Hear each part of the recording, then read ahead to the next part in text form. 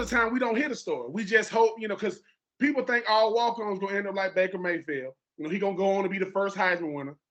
But most of the time, you guys are full-fledged students. Like, look, man, dude, I'm a student. Like, I'm in class every day because I came to school to get an education. But then, when I'm out there on the court averaging 20 and 10, I heard from a wise, I average 20 and 10. So I'm out here dominating. But then I'm out here in the flag football league and just dominating. 6'6" stands out anywhere.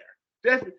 But then these two walk-ons come up to you and say, hey, man, you ever thought about walking on? Like, what is that like? Like, it's one thing for your family to say it, your friends to say it, but these guys, they got on the Florida gear looks different. Like, the stuff you buy and the stuff they give you, it ain't the same thing, right? Man, so you was like, hey, dude, that ain't at the Florida bookstore right there. I ain't never seen that in the shop. What happens when they come up to you and say, hey, man, being a fellow walk-on, we think you got something? For me, really, man, it was just almost like too good to be true. Like, is this a joke? Like, is this kind of just a way to like bribe me in and kind of like, haze me in a way? So when it first happened, I was like, I feel like I didn't even really have that good of a game when they reached out to me. But I mean, when you have 4 or 5 touchdowns to anyone, that's a good game. So they were pretty much just giving me the rundown. And yeah, at that point, man, I just pretty much let it go through one ear and out the other. So I was like, all right, well, like you're not gonna believe what happened, man. It's like these guys asked me about walking on. And so the stars, man, they just aligned, man. And so like I was thinking about it for like a few days. And so that week led up to when LSU, when LSU comes in town, big game blues. It's always a good game.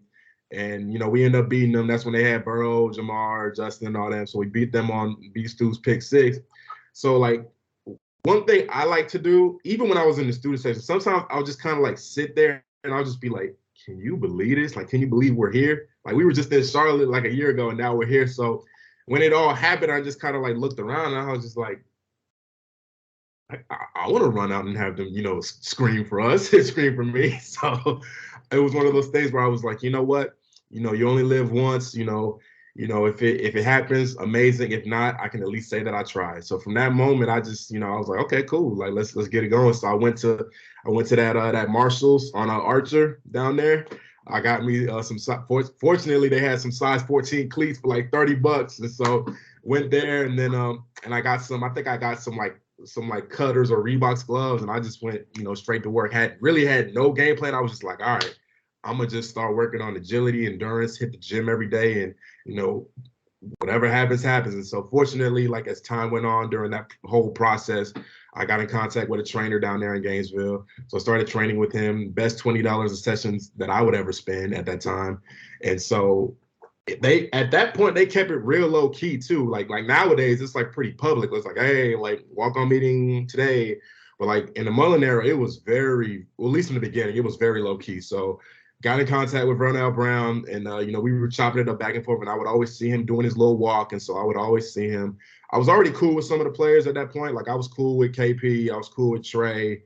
I was kind of cool with Felipe a little bit. And like you said, height stands out. So they all thought I was a hooper. So I was like, I'm not, but I mean, I'll take it. So February 2019 rolls around and we have like the meeting and it was only like, it's crazy because it was only like 9 of us at that meeting.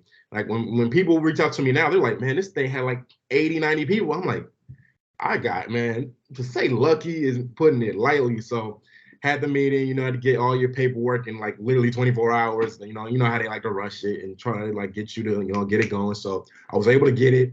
And then then we go to tryouts and it was only like 4 of us. And I was just like, this is it. And so it was during this thing called the dead period. I had no idea what that was. So I was ready, to hit the jug machine. Like I had my gloves. I think I had a sleeve on that day too, if I remember. Like I was ready to go. And so they were like, oh, no, we're just going to do like agility and conditioning, which is music to my ears because, basketball, like that's y'all run all day.